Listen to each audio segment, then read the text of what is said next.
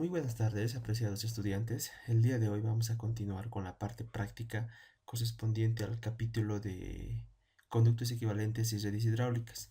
La pasada clase habíamos visto ya un ejemplo respecto a lo que es eh, una aplicación a conductos equivalentes, donde veíamos un ejemplo en el cual transformábamos una tubería que se encontraba en paralelo a un conducto equivalente y luego un conducto en serie, de igual forma llevarlo a un conducto equivalente aplicando las ecuaciones tanto de Darcy-Weisbach como Hazen-Williams para poder determinar caudales, diámetros, ¿no? Entonces el día de hoy lo que nos corresponde para concluir con este capítulo es realizar una serie de ejemplos muy aplicativos con lo que corresponde a redes de distribución de agua potable, ¿no? Entonces se había indicado en la parte teórica que estas redes hidráulicas son muy utilizadas en diseños de sistemas de abastecimiento de agua potable para poblaciones, donde habíamos distinguido dos tipos de redes, ¿ya? Entonces, cuando nosotros analizamos redes hidráulicas, podemos distinguir dos tipos de redes, una red abierta y una red cerrada, ¿no? Entonces, en la parte teórica se había visto de que la red abierta es mucho más sencilla porque obviamos la parte de lo que corresponde a una serie de iteraciones donde tenemos que fijar un error admisible o cumplir prácticamente un error admisible de una sumatoria de pérdidas de carga en la red que deben ser igual o menores o iguales a 0,10 metros, ¿no? Entonces, esta condición de la red es una condición variable, por lo general esa es la condición mínima que se debe cumplir para redes cerradas, pero para redes abiertas esa condición no es necesaria, ¿no? Y eso lo vamos a poder observar en los siguientes ejemplos. ¿Cuál es la diferencia entre una red cerrada y una red abierta? Entonces, para ello tenemos como muestra la pantalla el siguiente ejemplo, donde nos pide lo siguiente, ¿no? Para la red de hidráulica, evidentemente mostrada en la figura, primero considere un valor de C igual a 100 para todas las tuberías.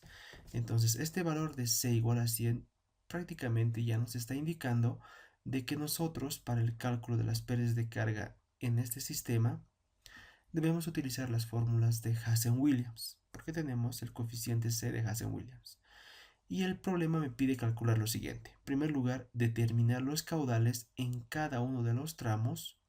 Debo determinar las presiones estáticas, las presiones dinámicas en cada uno de los tramos y adicionalmente si la presión en el punto más desfavorable necesariamente tiene que ser 10 metros columna de agua, esta es una presión evidentemente dinámica, determinar la nueva elevación en el nivel de agua en el tanque, ¿no? Entonces esto es un caso muy práctico que se ve en la vida real, en la vida cotidiana de la profesión. Sin embargo, es muy poco ver redes abiertas, eso ya les iré adelantando, es casi muy poco probable ver redes abiertas. Por lo general, se tienen sistemas de abastecimiento para poblaciones con redes cerradas, pero sin embargo es importante que nosotros sepamos cuál es la metodología que debemos seguir para resolver cada uno de estos problemas correspondientes a redes hidráulicas. Entonces, el esquema que me plantea el problema es el siguiente. Tengo evidentemente un reservorio. Esto es una vista en planta, evidentemente. Entonces tengo un reservorio donde del reservorio sale una serie de tuberías. Ustedes pueden ver dentro de una red hidráulica se habían distinguido dos puntos fundamentales, ¿no? Habíamos identificado lo que correspondía a estos puntos, ¿no? Estos puntos. Cada uno de estos puntos corresponden a los nudos en una red, ya sea cerrada o abierta. Estos puntos de intersección entre tuberías corresponden a los nudos.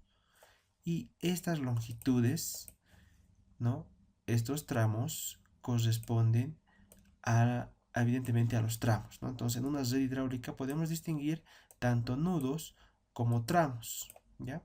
Como tramos. Entonces, estos son, lo que está con rojo corresponde a los tramos y lo que está con azul corresponde a los nudos, ¿ya?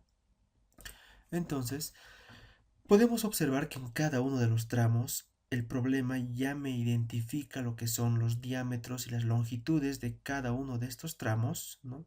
Tengo, por ejemplo, en el tramo del punto A al punto B, tengo una tubería de 6 pulgadas por una longitud de 200 metros. En este otro tramo tengo un diámetro de 4 pulgadas por 350 metros. Puedo ver que tengo los diámetros y longitudes para cada una de esas tuberías. En una red hidráulica ustedes se preguntarán qué significa esta pequeña flechita, ¿no? Esa pequeña flechita que sale en el nudo.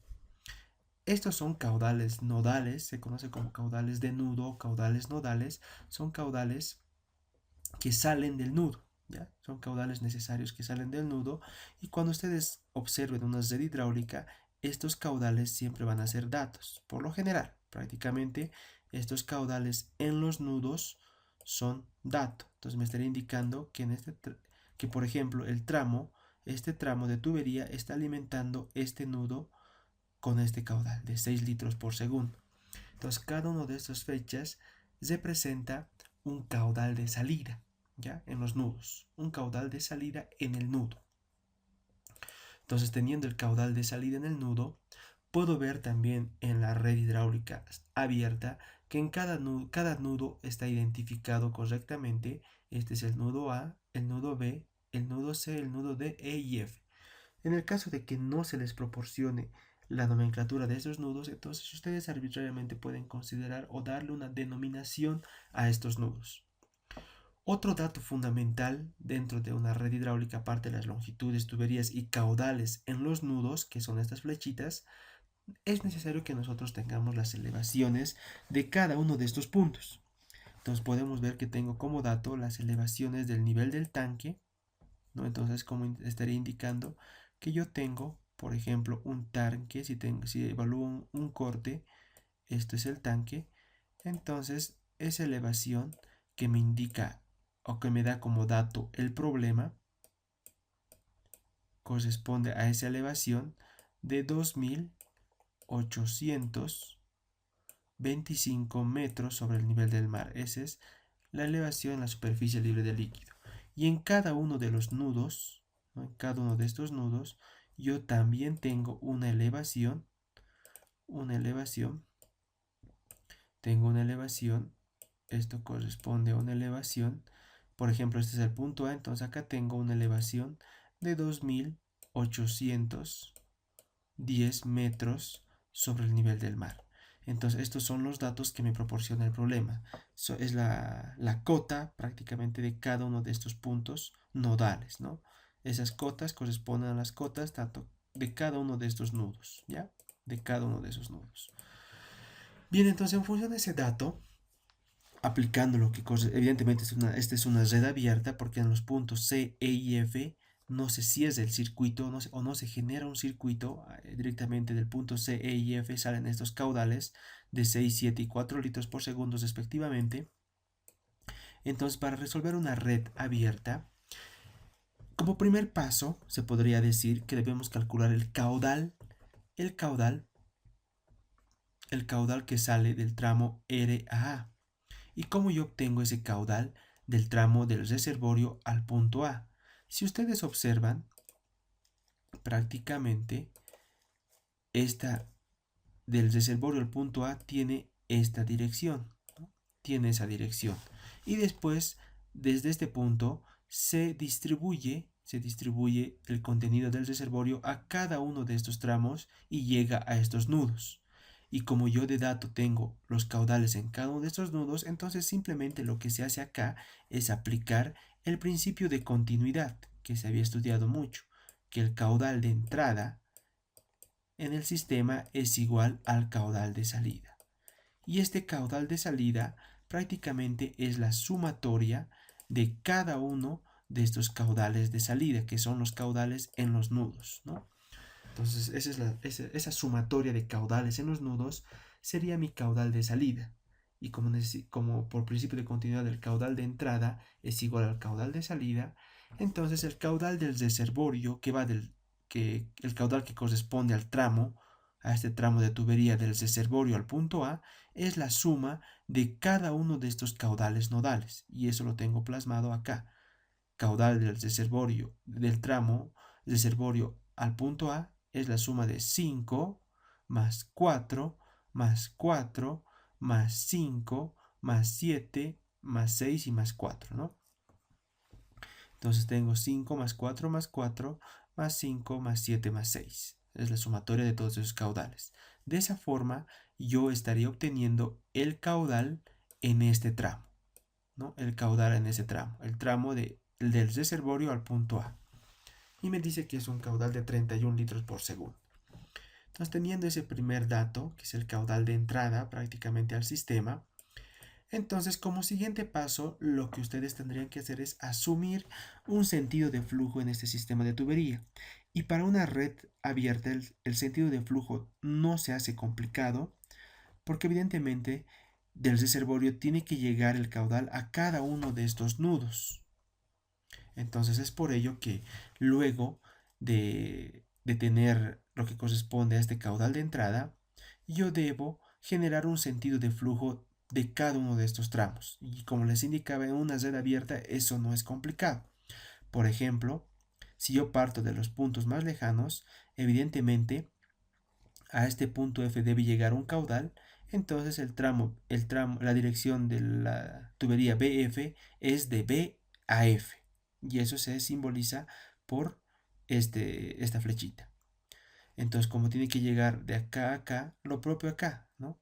Vamos de A a B, luego de A a D, de D a C y luego de D a E. ¿Por qué? Ustedes se preguntarán, ¿por qué no voy de E a F?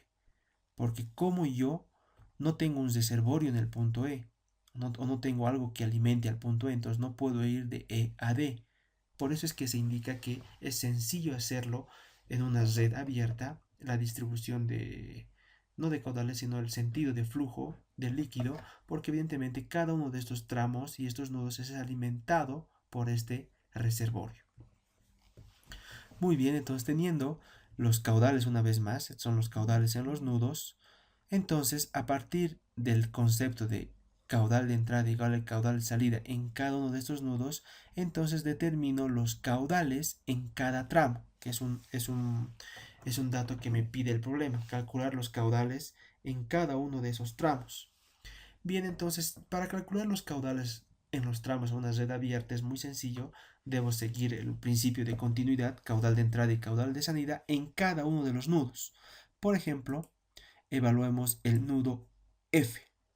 Puedo ver que esta es la tubería F. De la tubería F está saliendo un caudal, ¿no? Una flechita de caudal de 6 litros por segundo. Está saliendo un caudal de 6 litros por segundo. Entonces, como el sentido de flujo es de B a F, ese es el sentido de flujo, entonces el tramo correspondería a un caudal de entrada y de acá este caudal nodal es el caudal de salida. Entonces debe cumplir que el caudal de entrada es igual al caudal de salida.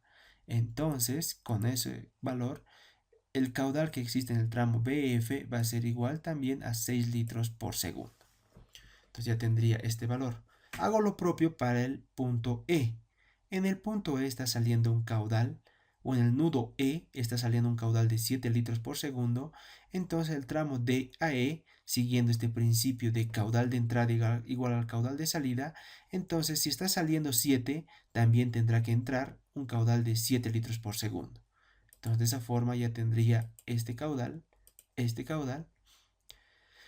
¿Y qué sucede ahora? Voy a pasar al punto, por ejemplo, D, ¿no? Entonces, el punto D. Como este es la dirección, perdón, el punto C.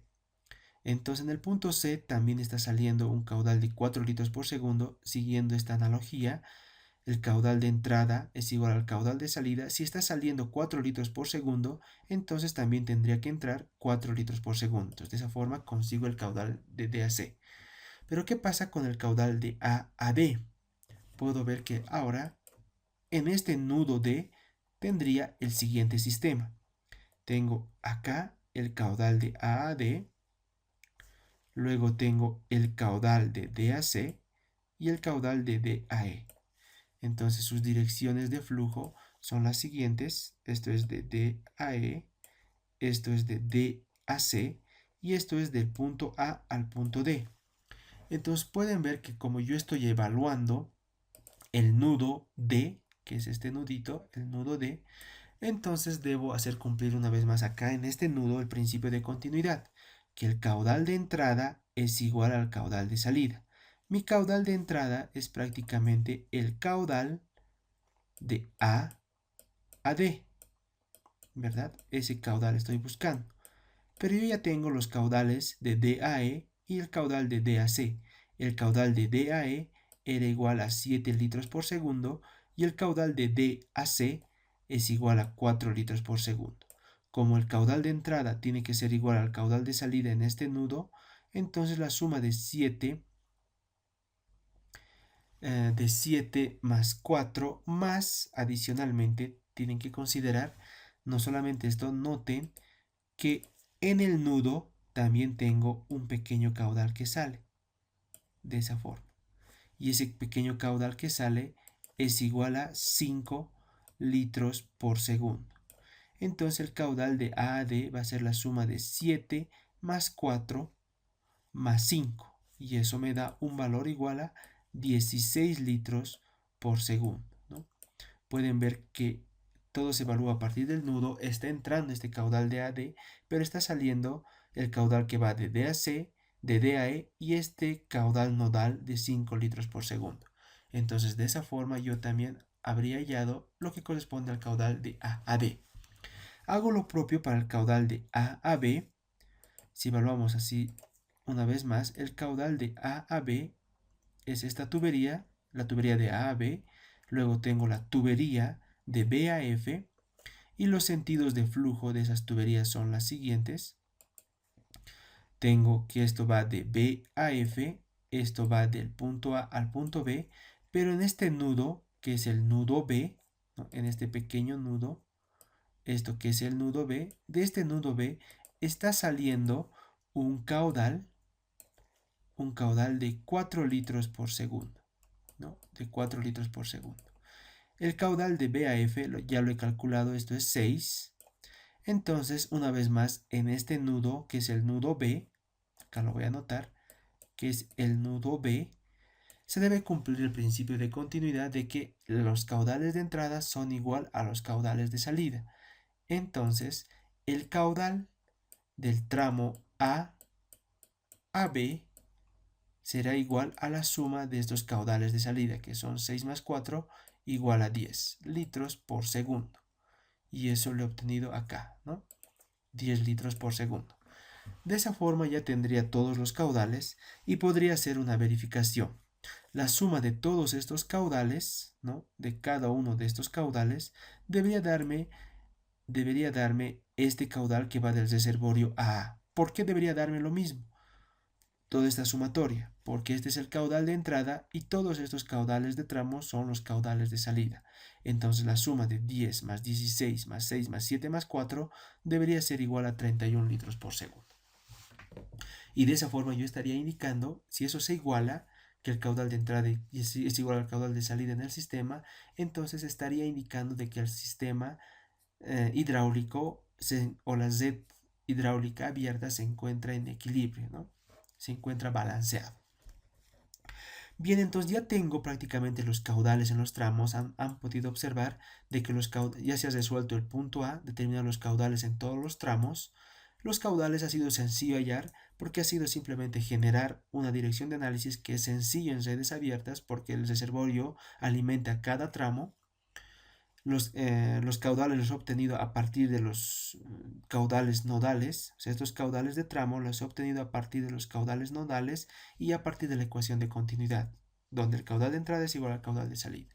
Entonces, ya teniendo los caudales en los tramos, el siguiente paso es calcular lo que corresponde a las velocidades y las pérdidas de carga. Entonces, yo en esta tabla he generado primero el tramo, luego el caudal, la velocidad, ¿no? La velocidad que se calcula a partir del principio por la ecuación de caudal área por velocidad, Y la pérdida de carga, como me encuentro en Hazen-Williams, porque tengo el dato de C, calculo la pérdida de carga con Hazen-Williams, teniendo el caudal en cada tramo de tubería, la longitud, el diámetro y el coeficiente C. La longitud tengo de dato, el diámetro también. Quizá esta tablita podrían hacerla más completa para sistematizarlo y poner el caudal, eh, perdón, la velocidad primero, la velocidad que se calcula acá, perdón, el caudal que tenemos en el caudal de nudo, con esos caudales calculamos las velocidades en función también a su diámetro. Entonces podría poner aquí al lado del caudal el diámetro.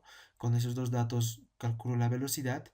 Con esa velocidad aquí aumento una tabla de longitudes y con eso calculo, reemplazando la ecuación de Hazen-Williams, las pérdidas de carga. Entonces pueden ver que del tramo RA, si transformo esos 31 litros por segundo a metros cúbicos por segundo, tengo un valor de 0.031. Entonces lo que he hecho simplemente ha sido, en esta tabla, poner los caudales calculados en los tramos, pero en unidades de metros cúbicos por segundo. Y aplicando la ecuación de caudal, que caudal es igual a área por velocidad, y despejando la velocidad, he calculado esa velocidad en cada tramo, que depende mucho de su diámetro, ¿no? Tengo diámetros para cada uno de estos tramos, y de esa forma obtuve la velocidad. Con esos datos, tanto de geometría como caudal y velocidad, obtengo la pérdida de carga en cada uno de estos tramos, ¿ya? Entonces esa pérdida de carga es la pérdida de carga que se da en cada uno de estos tramos, ¿no? Es la pérdida de carga que se da en cada uno de esos tramos. Por eso está indicado en la tabla tramo de reservorio al punto A, tramo de A a B, tramo de B a F, tramo de A a D, tramo de D a C y tramo de D a F. De esa forma, ¿no? Calculo las pérdidas de carga en función a la ecuación de Hazen-Williams. Entonces, esa pérdida de carga es fundamental luego de haber obtenido los caudales en los tramos, porque esta pérdida de carga por longitud de la tubería me va a proporcionar la ayuda para poder determinar las presiones dinámicas y las presiones estáticas en cada tramo. Entonces pasemos a la resolución del punto B, donde me indica que yo debo calcular las presiones estáticas y dinámicas en todos los tramos. ¿Cuáles son los tramos? RA, AB, BF, AD, DE y DC. Bien, entonces, como necesito esas presiones estáticas y dinámicas, voy a comenzar. Tengo el tramo de R a A. R que corresponde al reservorio y este punto A. Entonces en el gráfico tengo esquematizado el reservorio, tengo su elevación de la superficie libre del líquido, eso me da de dato 2825, y yo sé que el punto A está por debajo de este reservorio, a una elevación de 2810. Entonces la presión estática es sencillo. A partir de la superficie libre del líquido del reservorio, ustedes trazan un horizonte de energía y la distancia del punto A al horizonte de energía, esta distancia del punto A al horizonte de energía es prácticamente lo que se conoce como, esto se conoce como presión estática en el punto A. Es la presión estática. La presión estática es simplemente la distancia que existe entre el punto A hacia el horizonte de energía.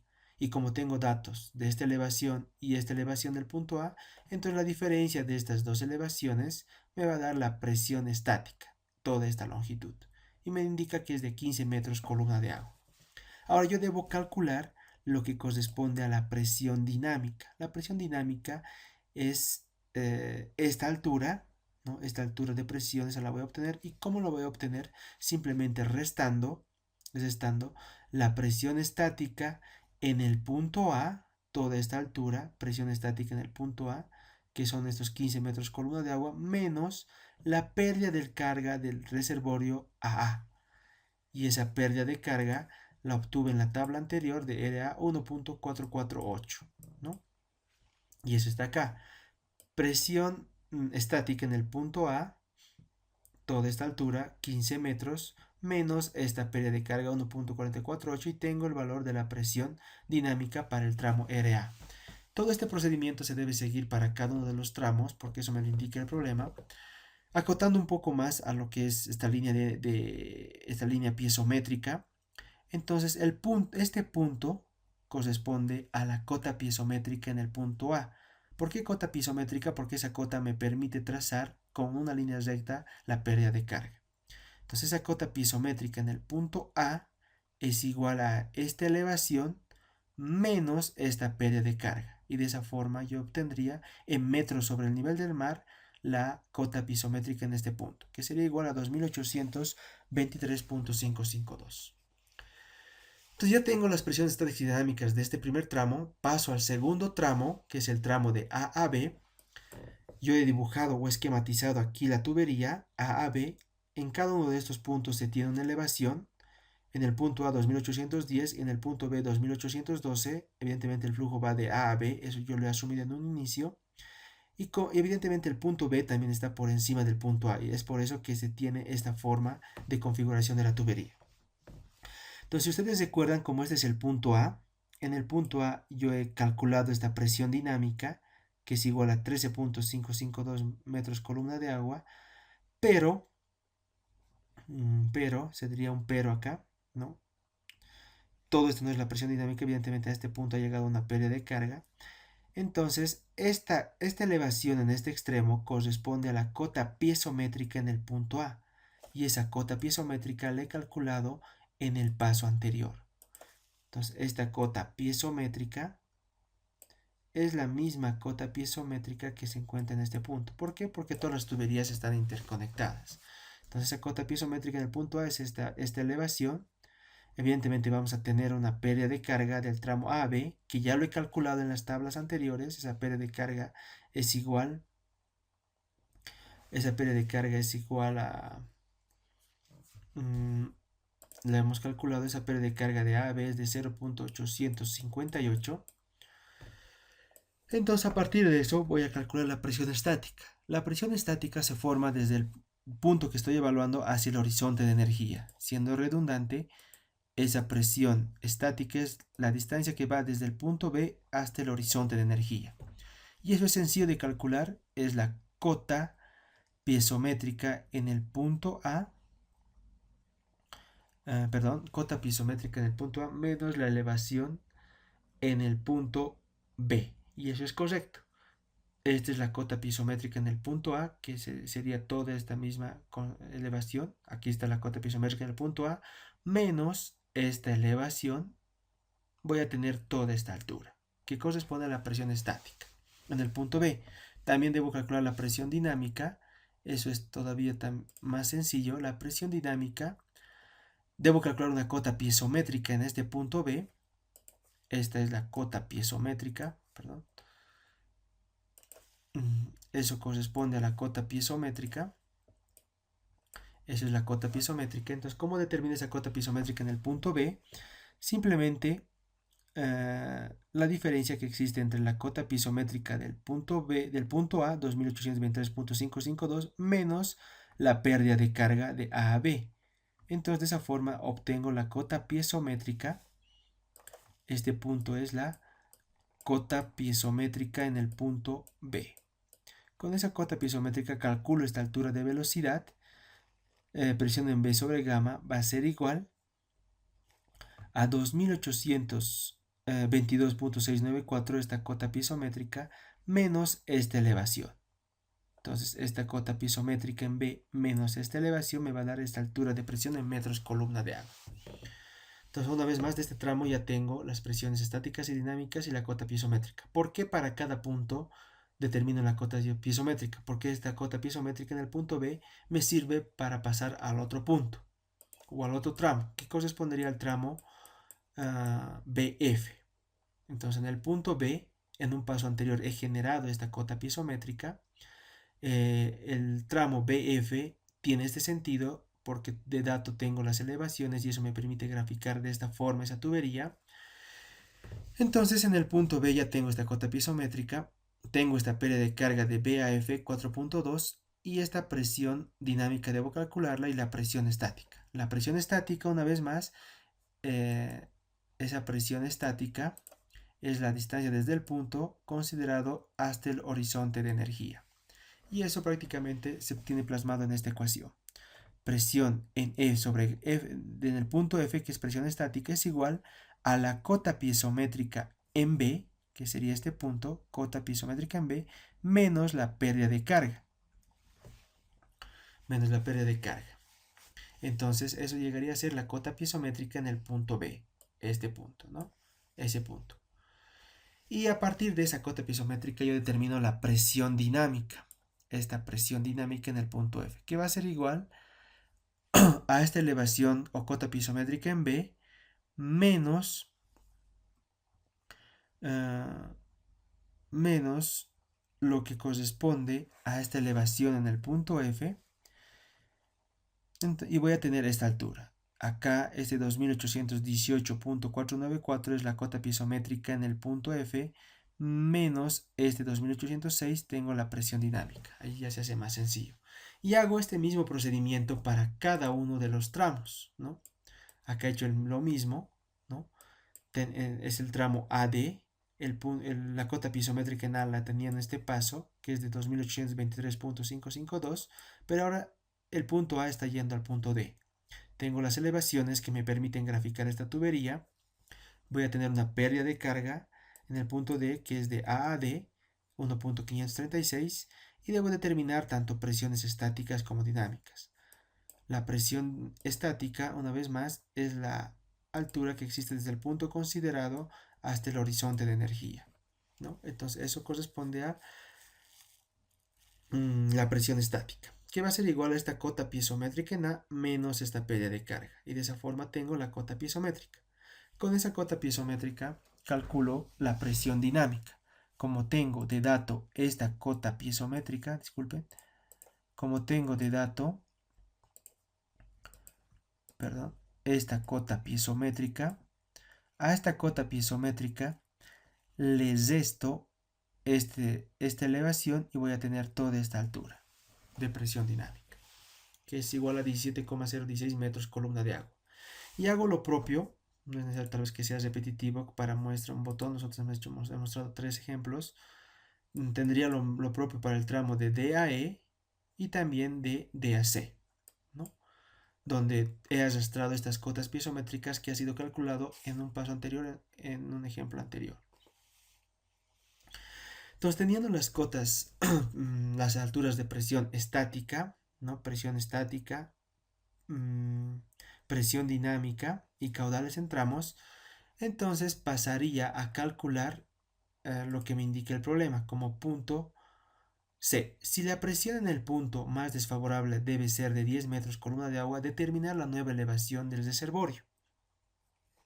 Muy bien, eso me lo plantea el problema. Entonces, en el punto C, antes yo debo evaluar en cada uno de estos nudos cuál es el que está con menos ventaja, o sea, el que está por debajo, ¿no? Que está por debajo, eso me lo indica el problema. Determinar la nueva elevación del nivel del tanque, evaluar la presión del punto más desfavorable.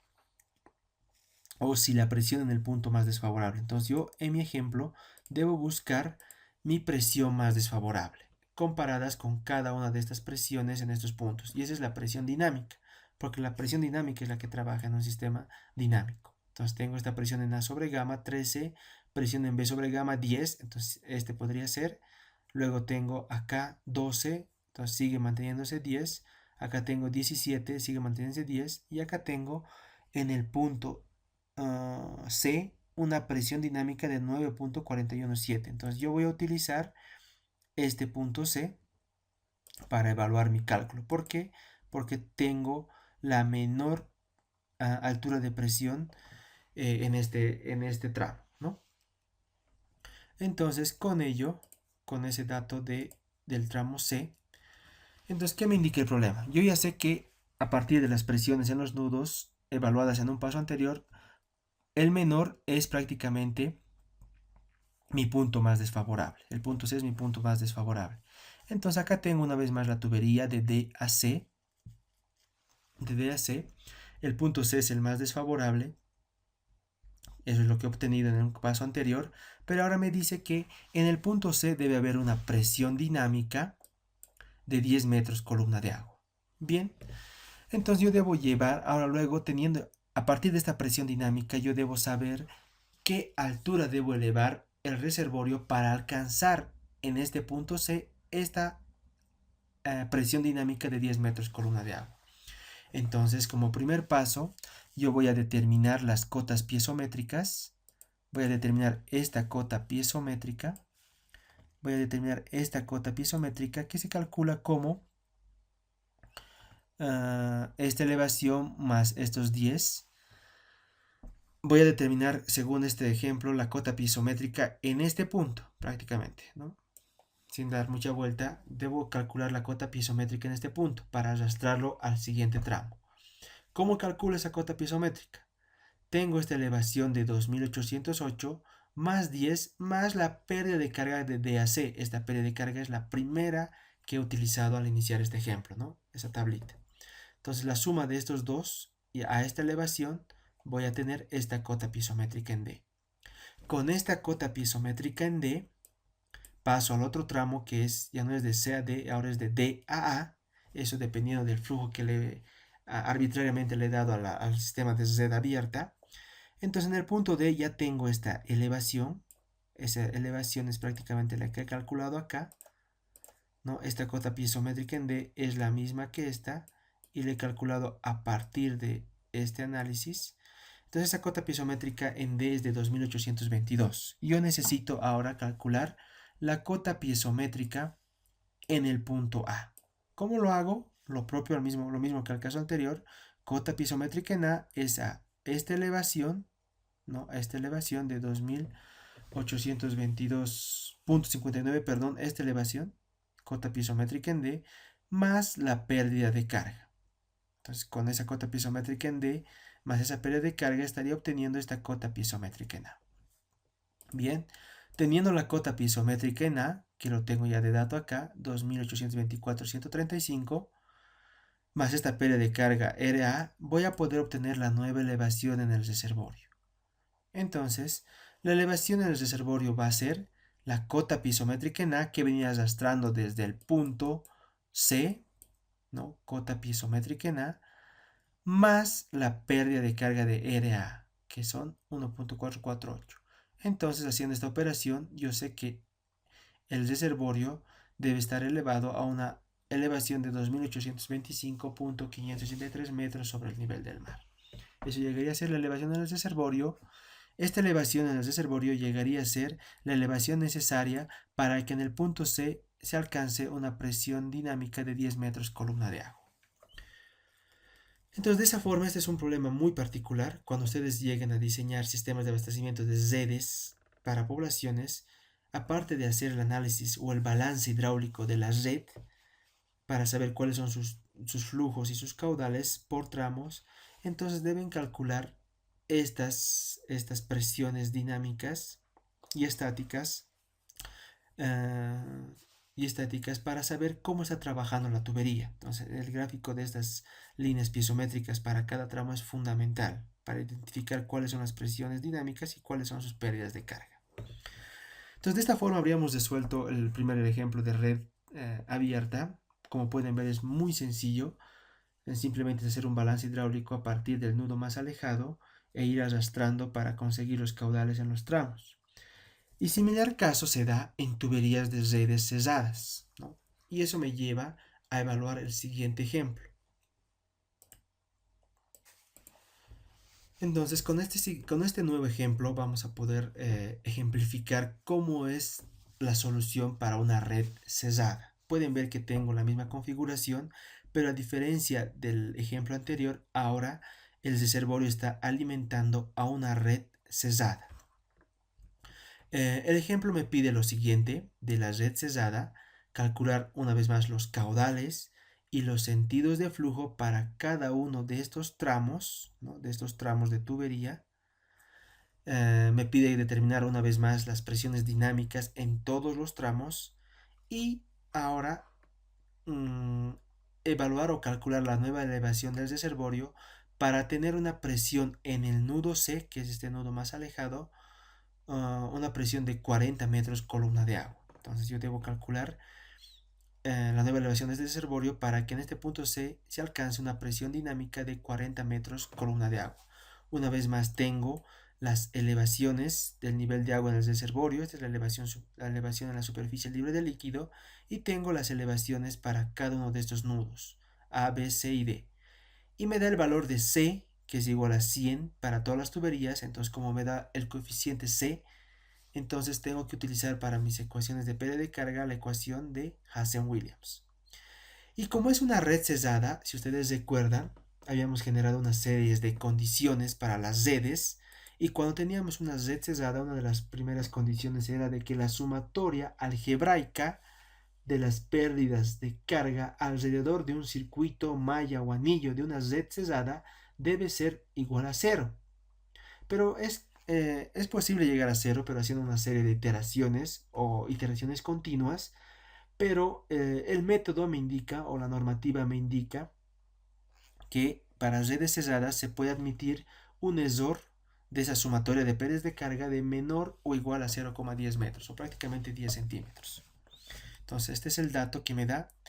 Si ustedes revisan bibliografías respecto a redes cerradas, en algunos problemas les dan este error, pero universalmente se maneja como error límite el valor de sumatoria de pares de carga debe ser menor a 0,10. Si no es menor a 10, debo seguir iterando, iterando, iterando hasta poder cumplir este error. Bien, entonces, una vez más, en la red cerrada estamos identificando, los tramos. Los tramos son exactamente lo que estoy pintando con color azul, ¿no? Entonces, estos llegarían a ser todos los tramos de tubería, ¿no? Esos son los tramos de tubería. Tengo los caudales nodales, esos caudales nodales o caudales en los nudos son estos caudales, ¿no? En litros por segundo. Y también tengo lo que corresponde a su diámetro de cada tubería y su longitud. Entonces, una vez más, nosotros sabemos que esta tubería que va del reservorio A es la tubería que está alimentando a todo este sistema, ¿no? Entonces, esta alimentación, al igual que el caso de la red abierta, el caudal del reservorio A es prácticamente la sumatoria de los caudales en el punto A, caudal en el punto B, caudal en el punto C y caudal en el punto D. ¿Por qué la sumatoria de todos estos caudales es el resultado del caudal en este tramo? Por el principio de continuidad. El caudal de entrada es igual al caudal de salida, y de salida son todas estas tuberías. Entonces, disculpen, ese caudal de este tramo de reservorio A es igual a 21 litros por segundo, ¿no? Porque es la suma de todos estos valores de caudales en los nudos, 6 más 5 más 4 más 6. Bien, como ya tengo ese caudal, entonces acá les dejo una nota que les va a servir cuando puedan repasar este tipo de problemas, donde indica que luego el caudal del reservorio A que ingresa a la Z por el nudo A, ¿no? Por el nudo A, se lo distribuye a priori, eso tomen en cuenta, ¿no? Es una distribución a priori, o se está adoptando una distribución cualquiera, donde debe cumplirse en los nudos simplemente la condición de que el caudal de entrada debe ser igual a los caudales que salen. Entonces lo que yo he hecho ha sido, evidentemente la dirección del flujo del reservorio A es esta porque es la que alimenta todo este sistema. Yo arbitrariamente debo darme los sentidos de análisis, ¿no? Estos sentidos de análisis en cada uno de estos tramos es simplemente una adopción, ¿no? A priori le he dado un sentido de dirección a estas tuberías, cualquiera. Al final el resultado me va a indicar cuál es esa dirección correcta, pero yo me he dado esta dirección, y a partir de esta dirección que yo me he dado, que se hace para cualquier red, tanto abierta como cerrada, a partir de esta dirección yo voy evaluando esta condición que se ha dado también en el caso anterior, que los caudales que entran en un nudo deben ser igual a los caudales que salen. Entonces vayamos evaluando. Por ejemplo, evalúo el punto C. En el punto C puedo observar que tengo la siguiente configuración de tuberías. Tengo esta tubería y en el nudo está saliendo un caudal igual a 4 litros por segundo, ¿no? Este caudal es igual a 4 litros por segundo. Y según la dirección de análisis que yo me he dado arbitrariamente, el caudal de B a C está yendo por ahí y el caudal de D a C está yendo por ahí. Entonces la suma de estos dos caudales debe ser igual a este caudal de salida. Como es 4, yo arbitrariamente, eso tomen en cuenta, arbitrariamente le estoy poniendo a este tramo un caudal de 2 y este otro tramo otro caudal de 2. La suma de estos dos caudales de entrada es igual al de salida, 4. Eso para el nudo C. Hago lo propio para el nudo D, ¿no? Para el nudo D. En el nudo D ya se tiene un poquito algo más particular, o no tan general, donde tengo en el nudo D 3 tuberías, ¿no? Esas tuberías, luego tengo esas 3 tuberías y además tengo un caudal que está saliendo, que corresponde a ese. Ese caudal que está saliendo es igual a 6 litros por segundo. Entonces, según las direcciones de análisis de estas tuberías, el caudal de A a D tiene esa dirección, el caudal de B a D tiene esa dirección y de D a C está saliendo del nudo. Entonces, ¿eso qué me está indicando? Que la suma de estos dos caudales, que son de B a D y A a D, es igual al caudal de D a C más estos 6. Entonces, si yo le esquematizo eso en números, esto corresponde al caudal del tramo A a D, este otro corresponde al caudal de B a D y este que está saliendo es el caudal de D a C. Entonces, por este principio de continuidad, los caudales de entrada son iguales a los de salida. Entonces, aquí estaríamos diciendo que el caudal de B a D más el caudal de A a D debe ser igual al caudal de D a C más este caudal de nudo. Entonces este caudal de D a C yo lo había asumido en un paso anterior igual a 2 litros por segundo. Entonces 6 más 2, 8. Entonces 8 también tiene que estar entrando. Y eso se da arbitrariamente. Por ejemplo, para A a D yo me he dado arbitrariamente un valor de 6 y para B a D me he dado un valor igual a 2. Y de esa forma estaría indicando que estos dos tuberías que transportan este 2 y este 6 es igual a este que es 2 y este que es 6. Caudal de entrada igual a caudal de salida para el punto D. Y lo propio para el punto B. En el punto B veo que está entrando esta, pero están saliendo 3. Entonces, como están saliendo 3, la sumatoria de esos 3, 5 más 2, son 9. Entonces debería estar entrando también 9 litros por segundo. Finalmente, en el nudo A, ¿no? En el nudo A debería sumarse todo eso, igualarse a 21 litros por segundo. Entonces 9 más 6 es igual evidentemente a 21 litros por segundo.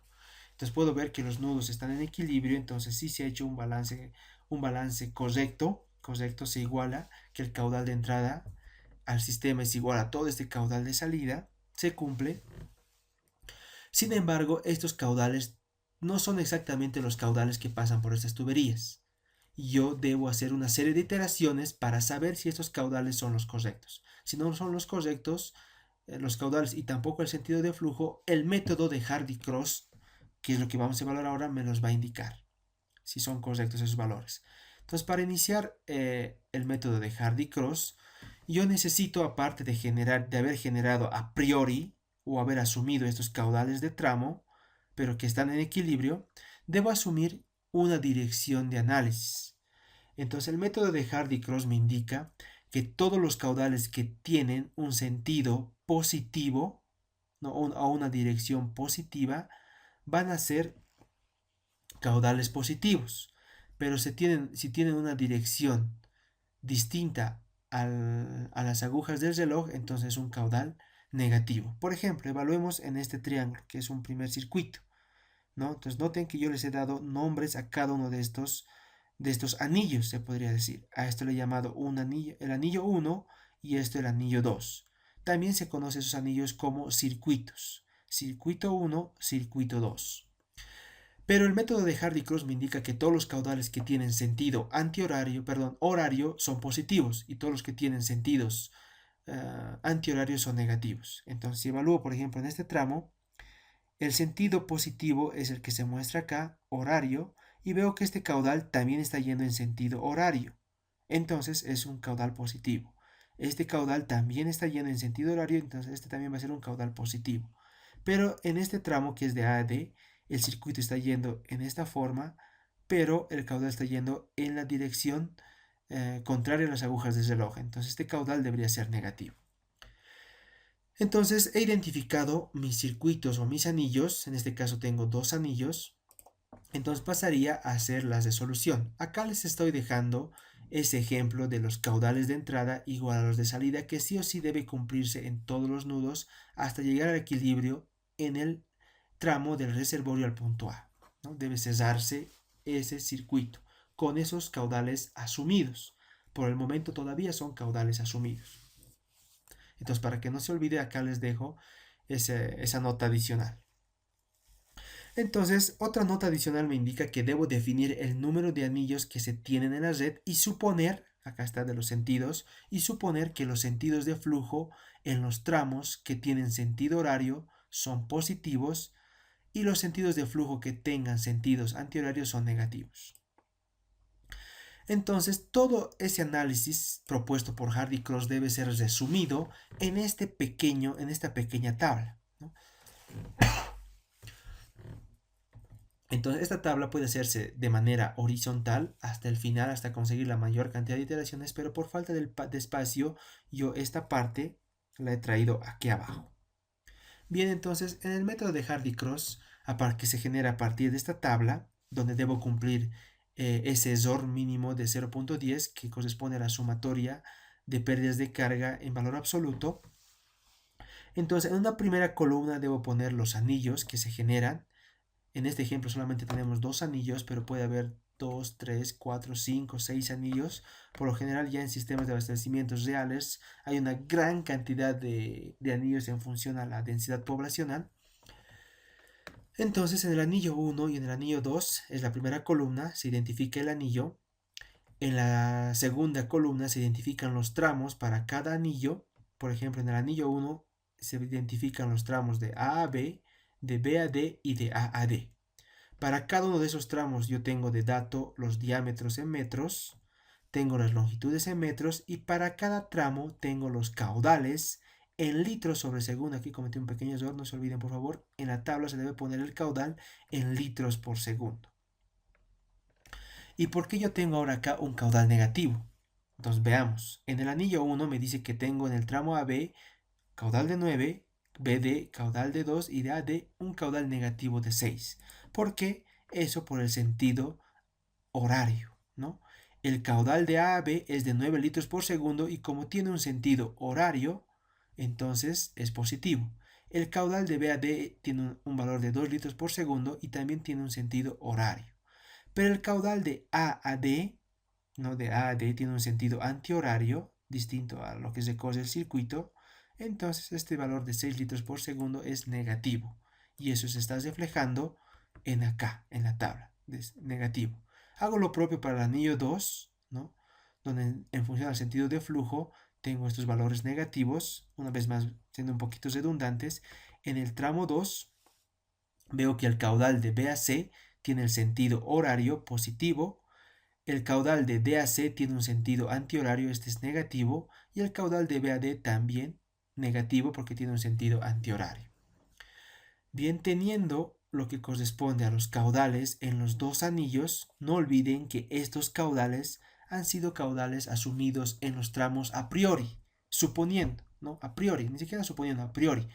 ¿Por qué no suponiendo? Porque tengo los caudales en los nudos y a partir de esos caudales en los nudos yo he generado en función a una dirección de análisis los caudales de entrada igual a los caudales de salida, pero son asumidos a priori, ¿no? Y a partir de las series de iteraciones propuestas por Hardy Cross yo voy a obtener este caudal real en el tramo. Con este caudal, con este caudal, como estoy en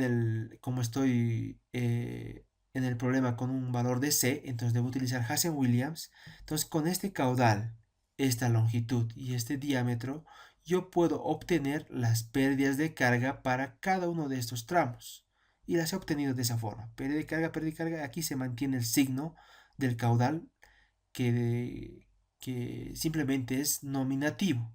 Es negativo porque así me lo indica el método, ¿no? No existen caudales negativos. En este caso es negativo porque está en un sentido contrario a las agujas del reloj, ¿no? Y el método me indica que si es contrario a la dirección de análisis del tramo, es contrario a las agujas del reloj, entonces se pone un signo negativo. Entonces el signo negativo también está siendo arrastrado para el cálculo de la pérdida de carga por Hazen-Williams.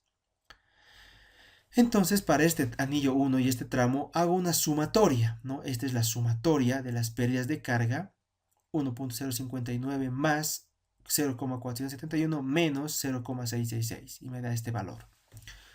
Luego calculo la pérdida de carga entre Q. Entonces simplemente es esta pérdida de carga dividido entre Q. Pero ustedes se preguntarán, ¿este caudal yo debo transformarlo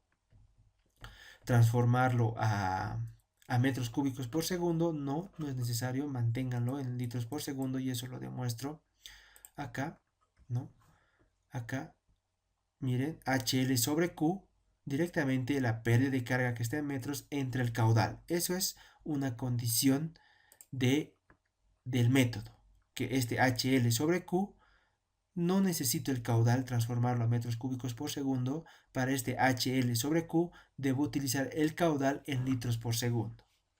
Entonces entre esto directamente me da este valor. Este valor de pérdida de carga entre este valor de caudal me da este valor.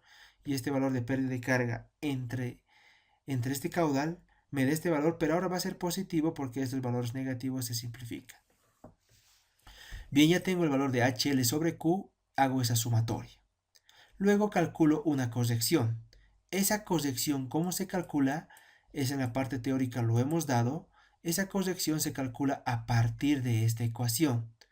Ese delta Q de corrección, un delta Q que modifica al caudal adoptado a priori, es igual a menos la sumatoria de pérdidas de carga, que ya la tengo en la tabla, entre n varía si estoy utilizando Hazen-Williams o Darcy-Weisbach. Como estoy utilizando Hazen-Williams, ese n es igual a 1.85, pero si utilizo Darcy-Weisbach, este n va a ser igual a 2. Ese valor de n multiplico a la sumatoria de HL sobre Q. Bien, tengo todos esos valores de HL sobre Q, entonces esta sumatoria entre n por esta sumatoria me da este valor de 1,006 y me da un valor negativo, no negativo, así me lo da el problema. ¿Por qué negativo? ¿Por qué me da esta correlación negativa? Porque así me lo indica el problema, está aquí con un valor negativo. Entonces prácticamente lo que me está haciendo ese dato me va a hacer restar al caudal. Entonces esa corrección la calculo y ustedes notarán, ¿no? Notarán que como estoy haciendo sumatorias, estoy calculando una corrección con sumatorias, vemos que para cada tramo va a ser igual. Mira, acá es igual menos 1,006 y menos 1,006. ¿Por qué son iguales? Porque en la ecuación de corrección se está utilizando sumatorias. Pero hay algo particular acá. El tramo BD no es igual en su corrección a AB ni a AD. ¿Eso por qué no es igual? Porque tengo en el otro circuito o en el otro anillo también el tramo BD. Entonces, para ambos tramos, como en ambos anillos tengo en común este tramo BD, entonces en la corrección debo afectar ese tramo común que existe en esos dos anillos. Y eso lo vamos a ver en un instante. ¿Cómo calculo esa corrección para tramos que son iguales en ambos anillos? Bien, con esta corrección al caudal anterior, yo hago la operación el caudal anterior más este delta de corrección, que en este caso va a ser menos 9 menos esto me da 7,994. Lo propio para el otro caudal, 2 menos esto, 0,710. Y este menos 6 de caudal, menos 1,006 es menos 7,06, ¿no? Entonces se mantiene el signo se debe respetar en este método. Entonces tengo estos caudales. El mismo procedimiento se realiza para el otro anillo, ¿no? Para el otro anillo hasta llegar al nuevo caudal. Este es el nuevo caudal, por eso se llama caudal 1. Entonces con este nuevo caudal, yo debo calcular otra vez la pérdida de carga, pero ahora con este nuevo caudal. Y tengo lo que corresponde a esta otra columna. Luego, este HL1 dividido entre este caudal, no olviden este caudal debe mantenerse en litros por segundo, calculo HL sobre Q.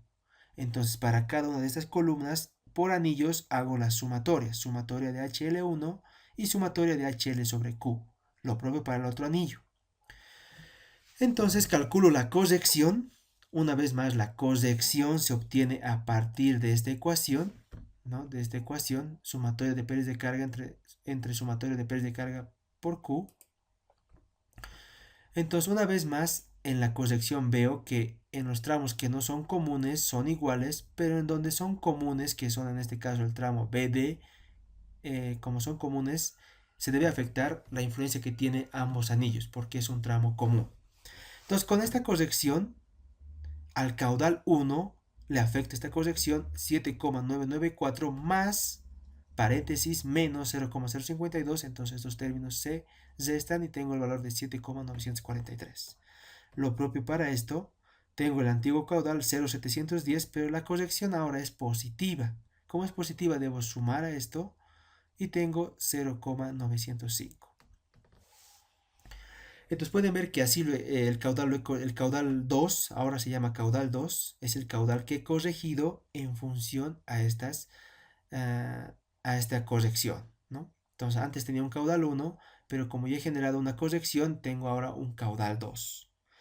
Pero antes de calcular este nuevo caudal 2, yo debería haber evaluado si las pérdidas de carga o la sumatoria de pérdidas de carga es menor a 0,10.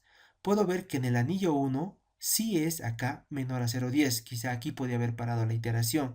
Pero en el anillo 2 sobrepasa el límite que me ha planteado el problema de que estas sumatorias de pérdidas de carga deben ser menores o iguales a 0,10, pero en este anillo me da 0,279. Basta que en un anillo no se cumple la condición, debo hacer otra iteración.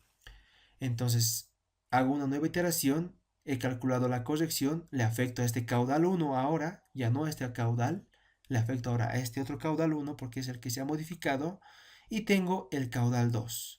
Con este nuevo caudal 2, yo debo otra vez por Hazen-Williams calcular las pérdidas de carga para cada tramo. Y evalúo, una vez más, la sumatoria de pérdidas de carga para este anillo me da 0,049. Prácticamente este valor es menor a 0,10. Entonces esto estaría ok. En este otro punto, esta otra sumatoria, puedo ver que esto también es menor a 0,10. Entonces, también esto estaría ok. Si en ambos anillos se cumple el error mínimo que se plantea, o sea, es menor al error mínimo que se plantea, entonces estos caudales son los reales. No son los reales.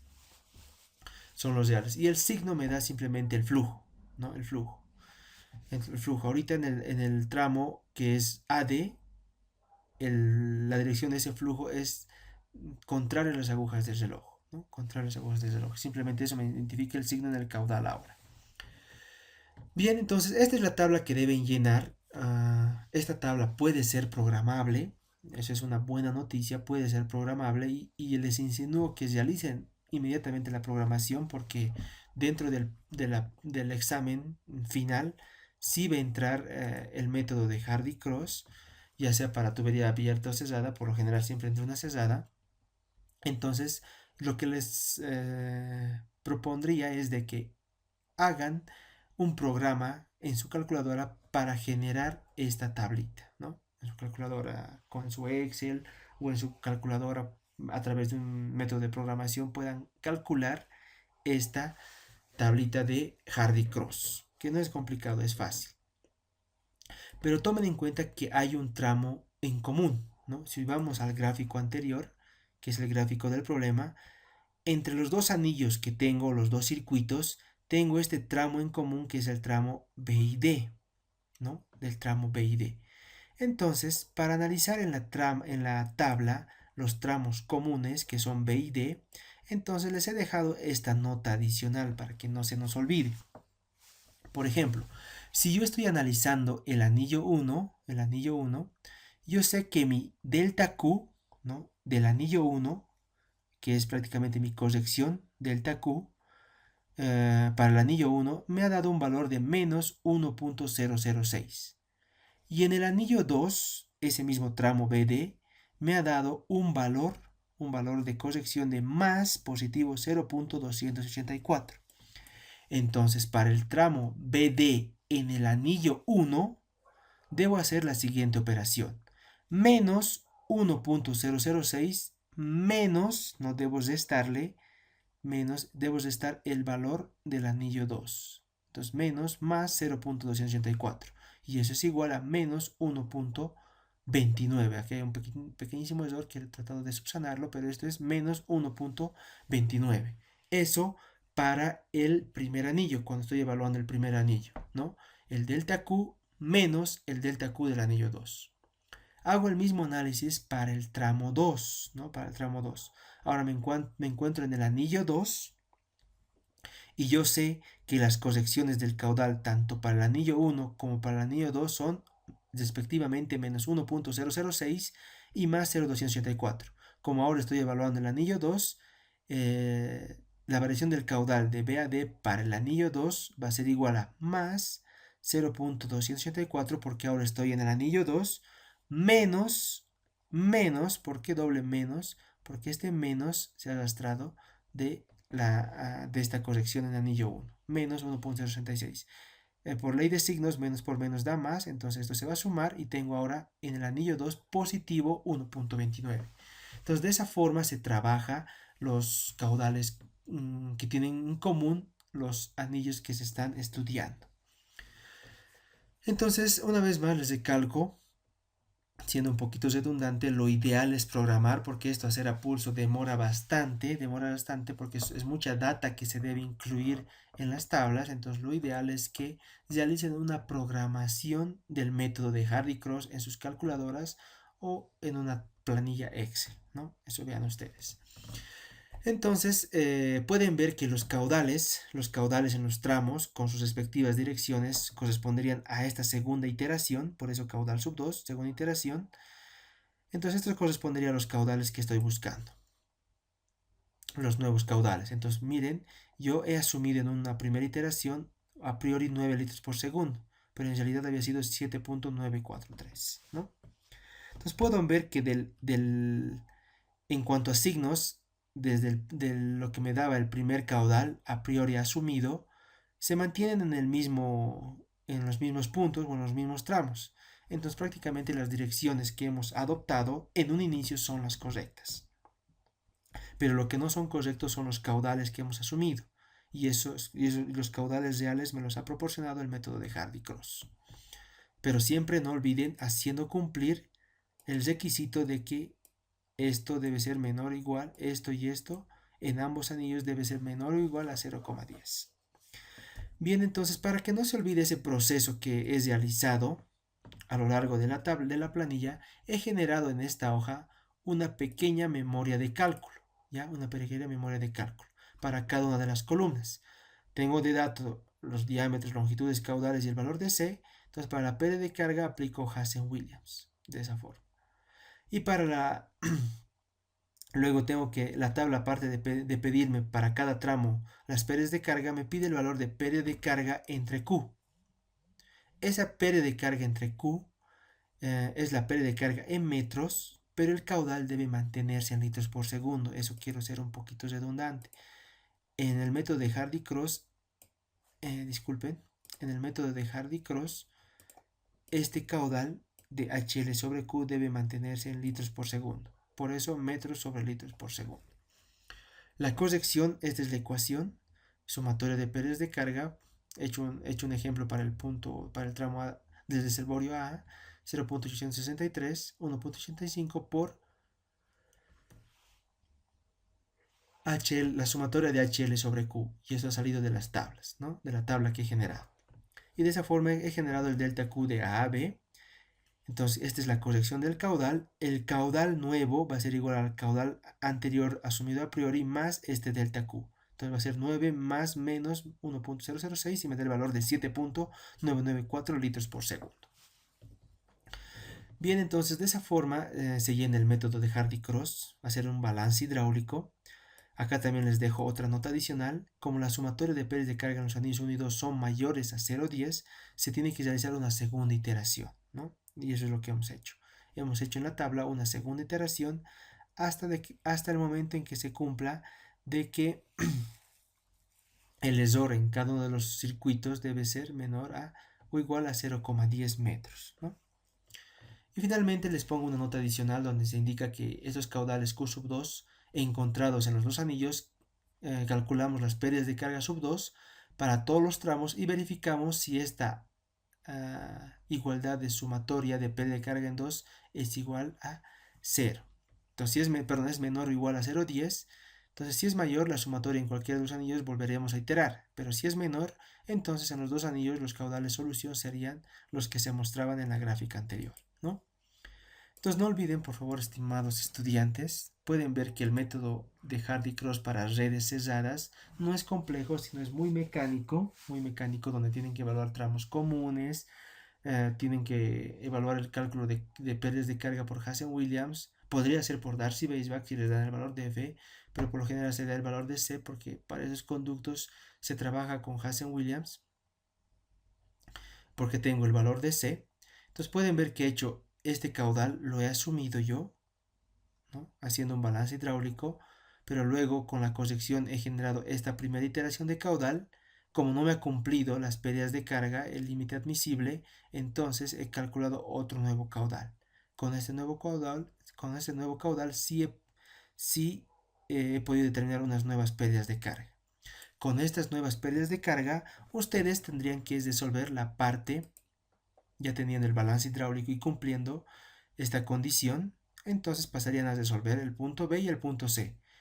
Punto B y punto C que son lo mismo que se ha hecho en el ejemplo número 2 de red abierta. Es el mismo procedimiento que deberían seguir, pero evaluando estos puntos y además en el punto C, a diferencia del caso anterior, ya no me dice que la presión en el nudo C debe llegar con 40 metros columna de agua, ¿no?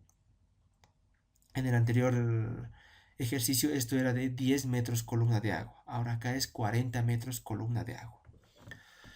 Y entonces se resolvería el punto B y el punto C se resolvería como en el ejemplo anterior. Entonces la variante ahora sería generar esta planilla, ¿no? Esta planilla de Hardy-Cross.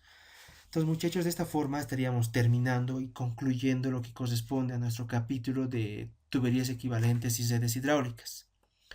Nos quedaría un último capítulo para completar el programa de la materia de hidráulica 1 que corresponde a flujo en orificios, ¿no? Flujo en orificios, eso lo vamos a ver en la siguiente clase y de esa forma estaríamos concluyendo nuestra materia con ese capítulo que corresponde a flujo en orificios y de esa forma habríamos cumplido el contenido programado para esta materia, para este semestre. Entonces, en la siguiente clase nos veríamos, estimados estudiantes. No olviden de que pueden consultarme vía WhatsApp si tienen alguna duda respecto a, a cualquier asunto relacionado con el avance teórico y práctico en la materia, en nuestra materia, ¿no? Que es hidráulica. Entonces, atentos a sus consultas, estimados estudiantes. Me despido deseándoles que tengan una muy buena tarde. Hasta pronto.